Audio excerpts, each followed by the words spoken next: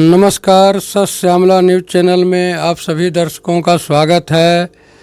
आज हमारे साथ बात करने के लिए राष्ट्रीय जनसाधारण पार्टी के संस्थापक सतीश दत्त तिवारी जी हैं, जो उत्तर प्रदेश के पूर्व मुख्यमंत्री स्वर्गीय नारायण दत्त तिवारी के राजनीतिक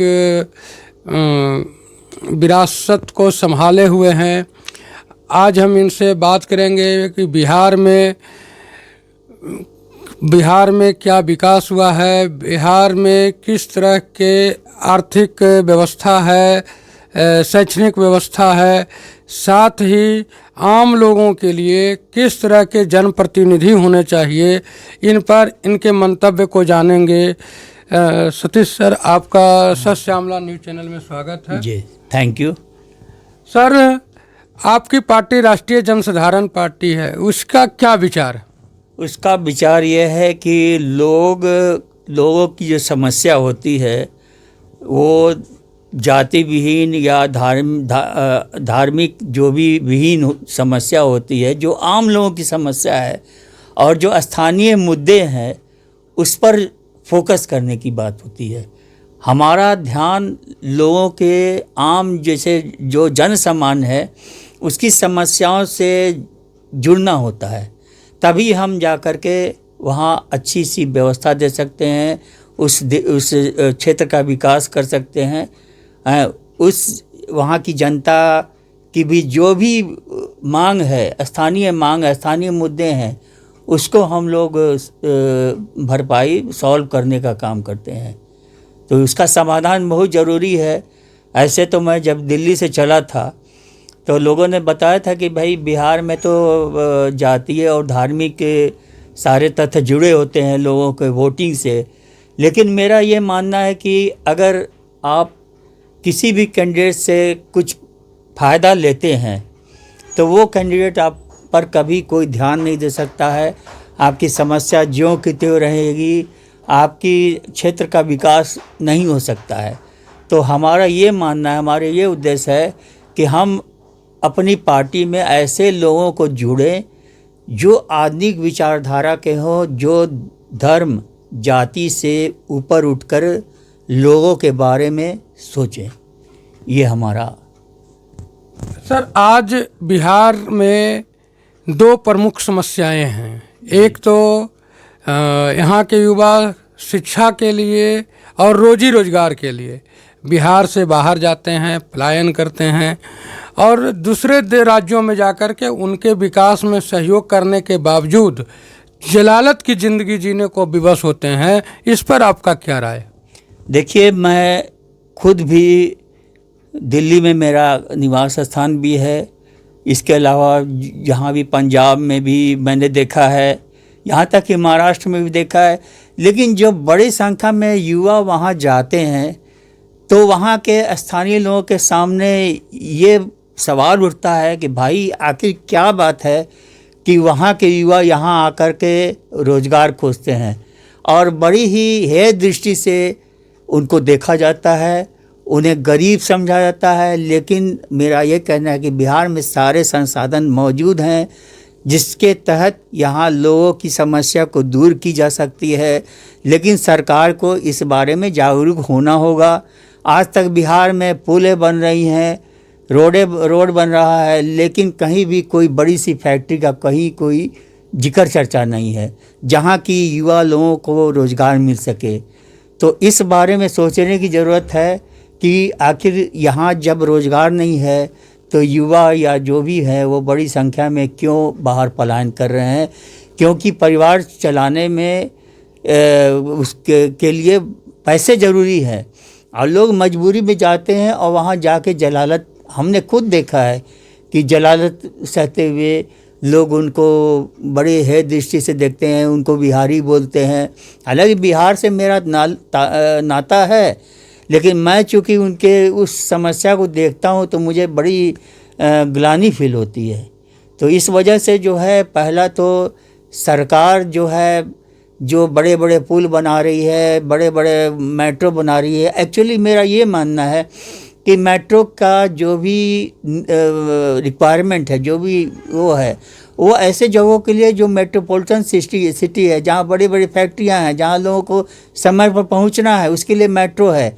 लेकिन मुझे ये समझ में नहीं आता कि पटना में कौन सा ऐसा हब है इंडस्ट्रियल कि यहाँ मेट्रो को चलायमान किया जा रहा है। मेरी समझ से यहाँ जो है खाद कारखाना, सीमेंट कारखाना, आयरन फैक्ट्री, रिफाइनरी, इसकी ज़रूरत थी। तो ये कहने का मतलब है। तो और मैं यही कहना चाहता हूँ कि उसके लिए जनता को जागरूक होना होगा।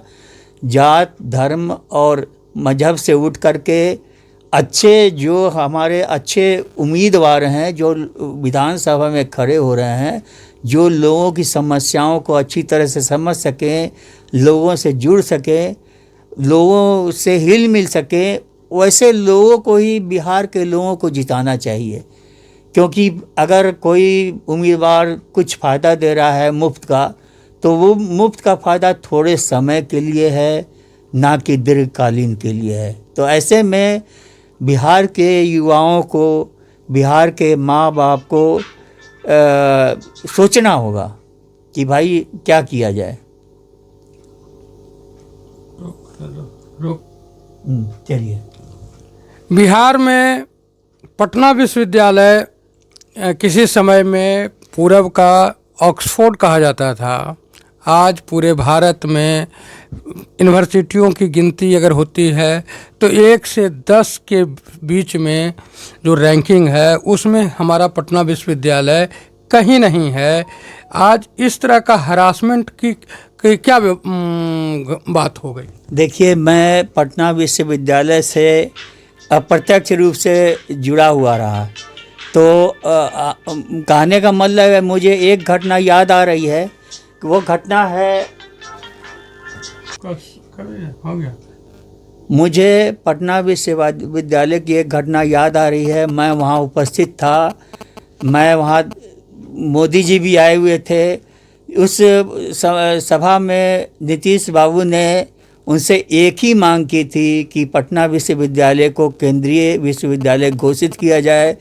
लेकिन अफसोस के साथ कहना पड़ता है कि मोदी जी उस बात को उन्होंने साफ साफ मना कर दिया और नीतीश बाबू की जो बात है वो खाली गई।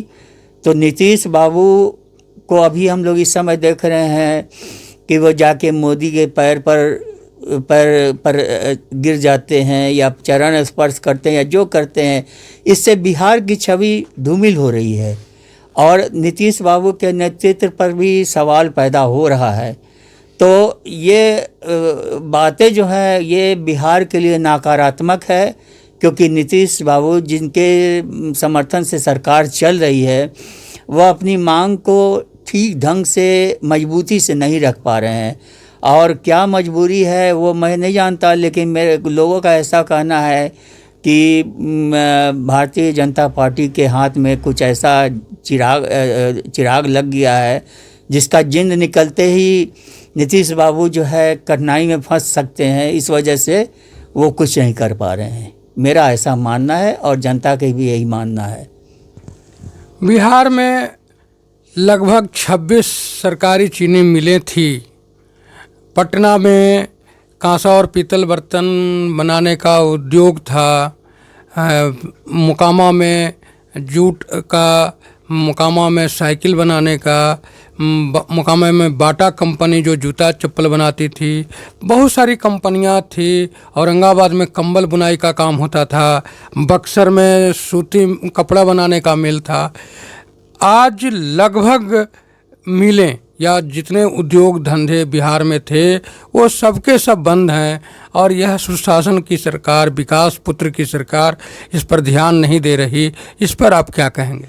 देखिए, यही तो मेरा कहना है कि सरकार की जो नीति है, जो नीति निर्धारण है और सरकार के अंदर में अफसरशाही में जो भ्रष्टाचार व्याप्त है, उसके बाद नेताओं के अंदर जो भ्रष्टाचार व्याप्त है, इसका एक ही मात्र यही कारण हो सकता है कि सरकारी नीति के चलते ये सारी जो मिलें हैं।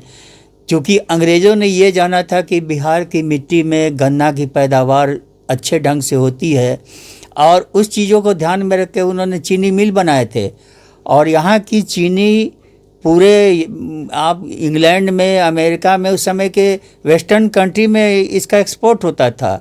लेकिन सरकार की नीति पता नहीं क्या है, क्यों सरकार लोगों को बेरोजगार रखना चाहती है।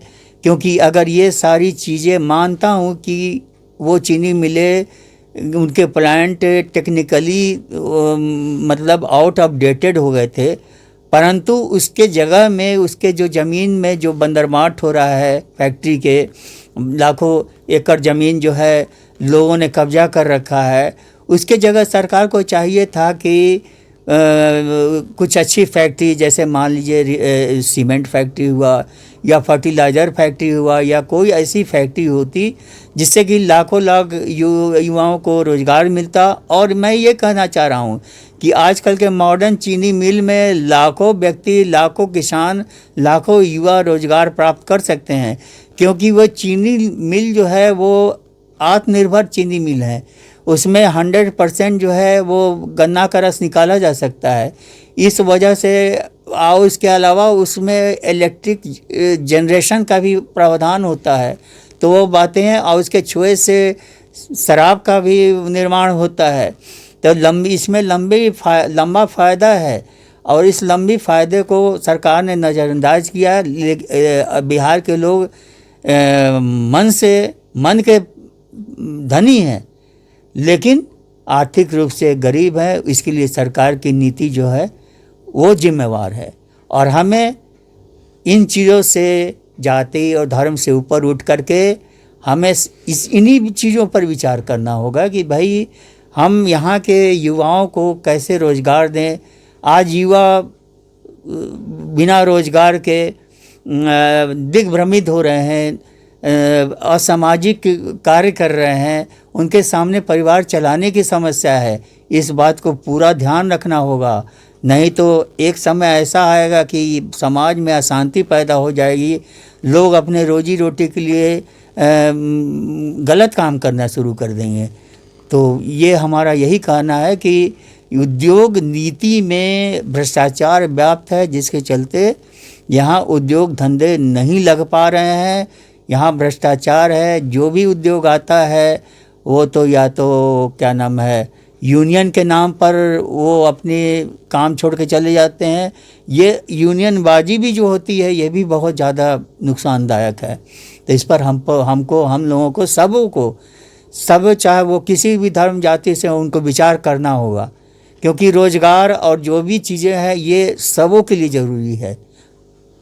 2005 में जब नीतीश कुमार मुख्यमंत्री बने, उसके बाद यहाँ विदेशी लोग, जो भारतीय लोग जो विदेश में जाकर के बस गए, उन लोगों का इन्होंने यहाँ पे मीटिंग कराया, सम्मेलन कराया, NRI का।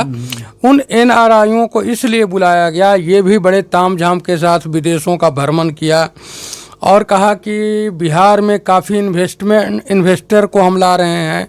लेकिन उस वर्ल्ड मीट का उन NRI का जो मीटिंग हुआ वो पूरे तरह से असफल हुआ या सफल हुआ, इस पर आपका क्या कहना?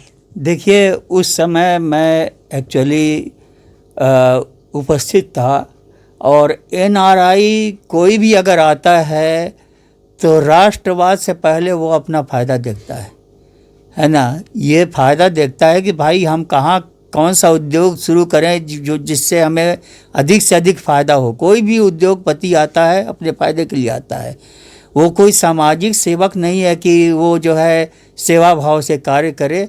हमने NRI को देखा, काफ़ी उन्होंने मतलब उनको हर तरह का समाधान और हर तरह का प्रलोभन दिया। लेकिन मैं एक चीज़ देखता हूँ कि हमारे जैसे उत्तराखंड में जैसे टूरिज़्म, बिहार सरकार उस पर भी ध्यान नहीं दे पा रही है। अभी कैमूर में आप देखिए कितना बढ़िया पर्यटन स्थल बनाए जा सकते हैं, बहुत सारे पर्यटन स्थल डेवलप किए जा सकते हैं, जिससे कि NRI जो बाहर से, विदेश से लोग आकर के उसका दर्शन कर सके। तो टूरिज़्म उत्तराखंड में मेन है। वहाँ दूर दूर से पर्यटक आते हैं और सरकार ने ऐसा कुछ उपाय कर रखा है कि पर्यटन वहाँ पर काफ़ी होटल्स हैं या जो भी टूरिस्ट प्लेसेस में सारी चीज़ें दी गई हैं। मैं चाहता हूँ कि बिहार में भी ऐसा होता, लेकिन वही बात है, कहने का मतलब है भ्रष्टाचार। और ये भ्रष्टाचार यहाँ की जनता ही रोक सकती है, क्योंकि जनता जिस दिन जाग जाएगी कि भाई कौन सा व्यक्ति उसके लिए ज़्यादा योग्य है, उस समय बिहार में एक नई क्रांति आएगी, लोग जागरूक हो जाएंगे और बिहार के किसी भी बच्चे को बाहर जाने की ज़रूरत नहीं पड़ेगी। तो ऐसा मेरा मानना है। आप कहना ये चाहते हैं कि जनता हमारी सोई हुई है और जनता जागरूक नहीं है। तो एक देहाती कहावत है, कापर करूं सिंगार पिया मोर आंधर। आज वही कहावत लगभग चरितार्थ है। और आपसे एक आखिरी सवाल है, आप हमारे दर्शकों को यह बताएं कि अपने क्षेत्र में वो किस प्रकार के जनप्रतिनिधि को चुने जिससे उनके क्षेत्र का विकास समुचित विकास हो सके। देखिए, मेरा ऐसा मानना है कि जनप्रतिनिधि ऐसा होना चाहिए जो सर्वसुलभ हो, सर्वमान्य हो और जनता के हितों के बारे में सोचता है। और ऐसे लोगों को कि बिहार में कमी नहीं है। जैसे गुदड़ी का लाल होता है ना, हीरे की पहचान जौहरी को होती है। तो बिहार की जनता को जौहरी बनना पड़ेगा, उनको पहचान करनी पड़ेगी कि भाई हीरा कौन सा है और कौन सा आर्टिफिशियल मोती है, उसको चुनना होगा। तभी बिहार की जनता अपनी समस्याओं से मुक्त हो सकती है।